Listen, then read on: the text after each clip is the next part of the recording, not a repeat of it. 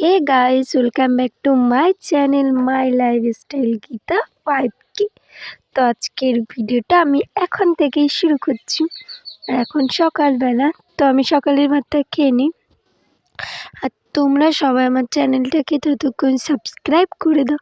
আর তোমরা অবশ্যই আমার আগের ভিডিওগুলো দেখে এসো। তো এই তো সকালের ভাত করেছিল পুঁই শাক আলু মাছ আর বেরের তরকারি। তারপরে দুপুরের খাওয়াটা আমরা খেয়ে নিলাম। তো গাইস, তোমরা দেখতে থাকো তারপরে আজকের ভিডিওতে কি হতে চলেছে। তো আজকের ভিডিওটা তেমন কিছুই নয়, শুধু আমাদের বাড়িতে যেইভাবে রান্না হয় সেটা একটু দেখিয়ে দিলাম। তো গাইস, এই যে তারপরে আমরা একটু লুচি আর ঘুগনি করে নিচ্ছিলাম, তো সেটা একটু দেখিয়ে দিই। তো এই যে ময়দাটা দিয়ে তার মধ্যে নুন আর চিনি দিলাম। তো এইবারে আলুটা কেটে নেব। একবার শুধু আলু কাটার স্পিডটা আমি বাড়িয়েছি, দেখো কত সুন্দর দেখাচ্ছে, স্যাঁক স্যাঁক করে হয়ে যাচ্ছে আর কি। তো গাইস, তোমরা দেখতে থাকো আর তোমরা অবশ্যই লাইক করে দিও। তো এই যে কত জোর করেছি না, এরকম ব্যাপার নয়, কারণ আমি একটু আস্তে করছিলাম, একটু এডিটিংয়ের মাধ্যমে এত জোরে করে দিয়েছি।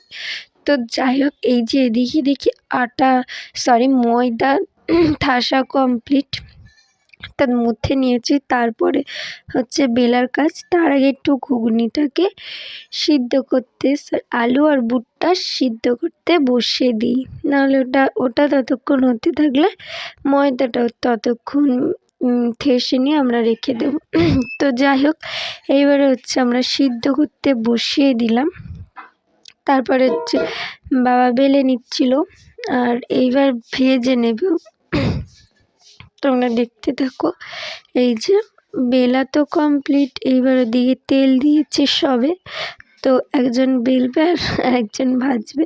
তো ভাজতে ভাজতে অনেকটাই ভাজা হয়ে গেছিলো। এই যে কত সুন্দর হয়েছে, ফুলকো ফুলকো। তো যাই হোক, আমি তো টিভি দেখছিলাম, তারপরে দেখি লুচি হয়ে গেছে। এই যে আমি খেতে বসে গেলাম, আর অনেকটা রাত হয়ে গেছিলো, ওই জন্য আর সামনে ক্যামেরা করে ভিডিওটা করিনি, পিছন ক্যামেরায় খাচ্ছিলাম। তো যাই হোক, লুচি তো করা কমপ্লিট। তারপরে দেখি বাবা কি এনেছিল বাজার থেকে। তো গাইস, এই যে মিষ্টি এনেছিল আর দই এনেছিল, অনেকটা রসগোল্লা।